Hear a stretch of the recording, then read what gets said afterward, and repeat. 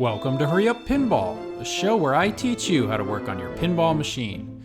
Today I will show you how to install PinWoofer's Knockout Plus Spike 2 Super Kit.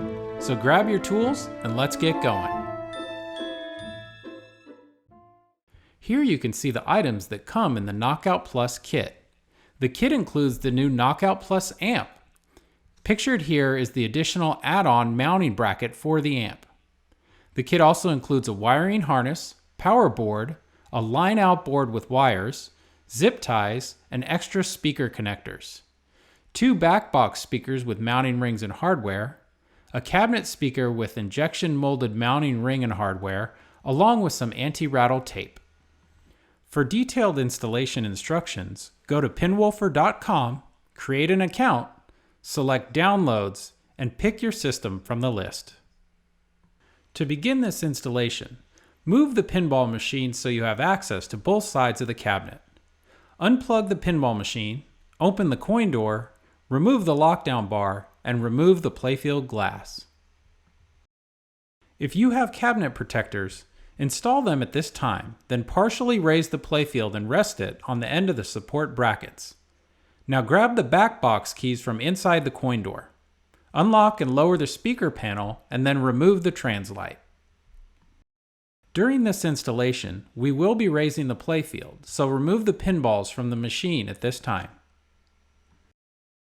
Now grab the PinWoofer wiring harness and, starting with the end seen here, feed the wiring harness into the hole in the bottom right of the back box. You want to leave about 3 feet of excess cable to make connections in the back box. Feed the excess wiring harness cable over the speaker panel lock bar and then raise the speaker panel to the locked position. Feed the PinWoofer wiring harness from the back of the pinball cabinet towards the front as seen here. Next, grab a small towel or blanket and place it on the back box, then fully raise the playfield. Now open the coin door, grab the other end of the wiring harness, and feed it down the right side of the pinball cabinet and out the coin door. There should be about 2 to 3 feet of excess cable hanging outside the coin door at this time. Now go ahead and lower the playfield and rest it on the end of the support brackets. Remove the towel from the back box and then lower the speaker panel. Next, unplug the connection on CN7 in the spike board. Make sure to gently pull on the connector and not on the wires. Now grab the PinWoofer power board and plug it into CN7. This board is keyed, so be sure to install it as seen here. With the board installed, grab the connector you removed from CN7 and plug it into the power board, again making sure the keyed pins match up. It is a good idea to hold the power board while plugging in the connector so as not to stress the pins. Now take the 2-pin connector from the PinWoofer wiring harness and plug it into the 2-pin connection point on the PinWoofer power board. Be sure to use the existing wire looms to route the 2-pin power cable from the PinWoofer harness up and over the board in the back box. Here is how it should look when properly connected. At this time, go ahead and unplug the stock speaker and sub connectors as seen here. We will no longer be using these connectors, so tuck them in with the wiring harness in the back box. Use the existing wire looms to secure the cables. Now it is time to mount the line-out board and connect the line-out board to the Spike 2 board using the supplied connector and the pins located at CN5. Depending on when your game was made, you may have either 6 or 7 pins for connector CN5. Here is a look at the list of some current Spike and Spike 2 games. Depending if your system is Spike or Spike 2, will determine what method you use to plug in the 3.5mm cable from the PinWoofer harness. If you are installing this system on a Spike 2 title, you will either have a 6-pin connector or a 7-pin connector on header CN5. Most titles up to and prior to Iron Maiden have a 6-pin connector at CN5. Most titles after Iron Maiden have a 7-pin connector at CN5. If you are plugging the 7-pin harness into the 6-pin header on CN5, The topmost pin of the 7-pin connector is not used and floats above the board as shown in the upper yellow circle whose wire is labeled pin 7. The lowermost connector tab is shown at the bottom CN5 in the lower yellow circle. Use caution not to overlap the 7-pin wiring harness connector with the CN3 7-pin header below. When plugging the 7-pin harness into the 7-pin connector at CN5, make sure to align the connector registration tabs to the spaces at the bottom and top of the CN5 connector. Again, use caution not to overlap the 7-pin wiring harness connector with the CN3 7-pin header below. Now take the line out board and attach the double-sided sticky tape to the back of the line out board, then remove the backing and attach it to the back box. Make sure the pins on the line out board are facing the back box board, then grab the supplied connector and connect the audio board to connector CN5 on the Spike 2 board as previously discussed. Now grab the 3.5mm cable from the PinWoofer wiring harness, route it up and over the board in the back box using the existing wire looms, then plug the 3.5mm connector into the line out board.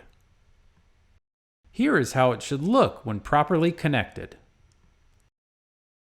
If you are installing this system on a Spike game and not a Spike 2 game, you will plug the supplied ground loop isolator into the 3.5mm TRS jack on the Spike board and then connect the 3.5mm connector from the PinWoofer wiring harness into the ground loop isolator. For Spike systems, you do not need to install the line out board.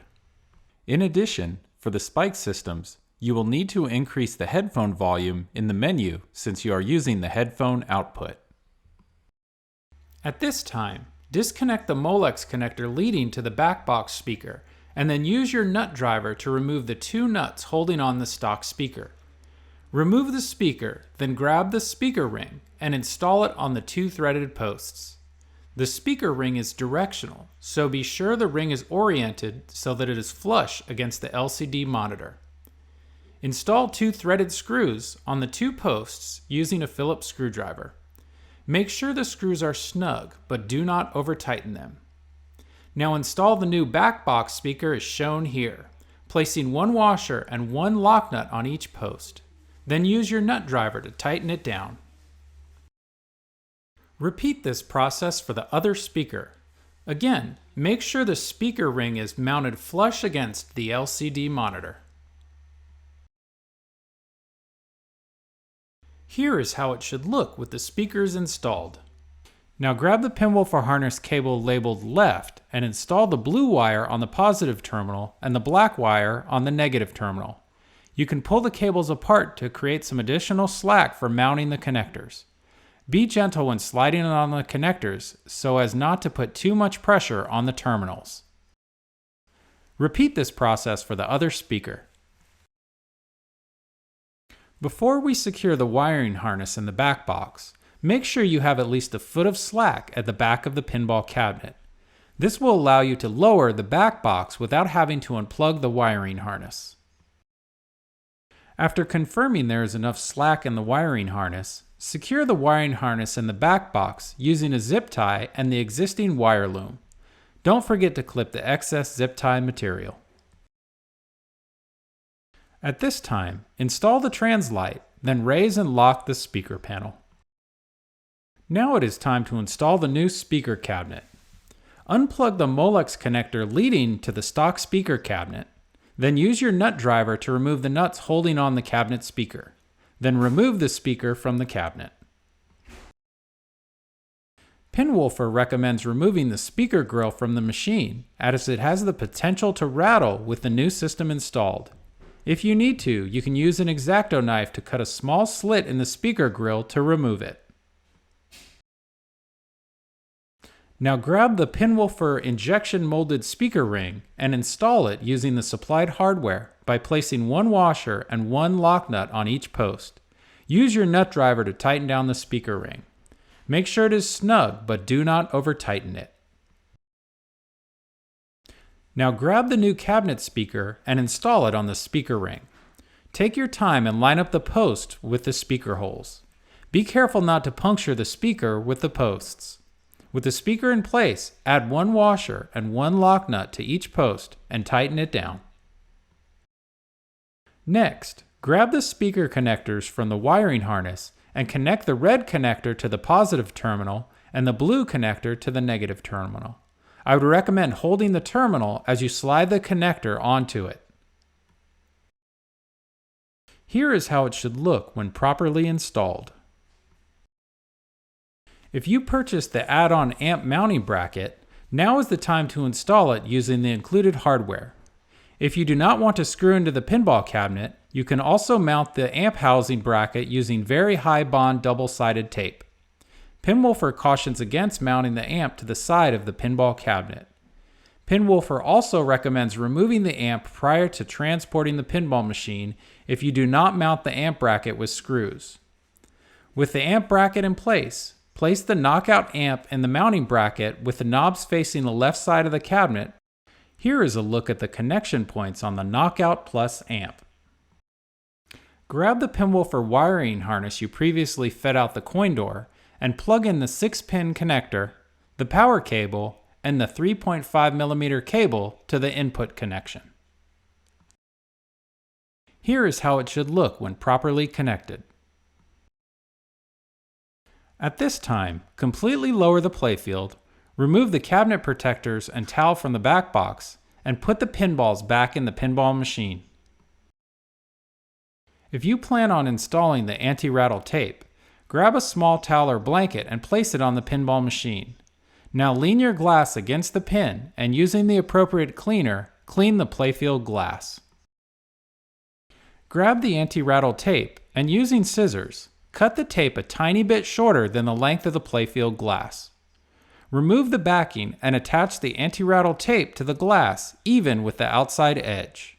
Repeat this process for the other side.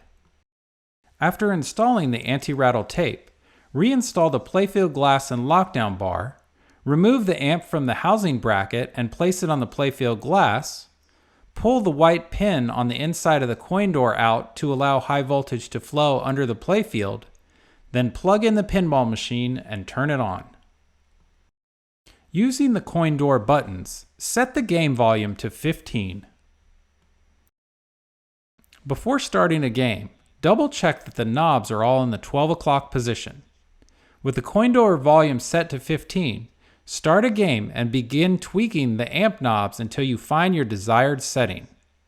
When you find a setting you like, be sure to upload it to the PinWoofer blog.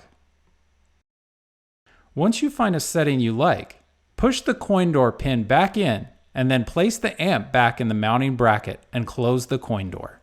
If you move the pinball machine, push it back into position at this time. Be sure to play a few test games to double check your work. This is Craig with Hurry Up Pinball, and I wanted to say thank you for watching. If you enjoyed this video, show your support for Hurry Up Pinball and click the subscribe button.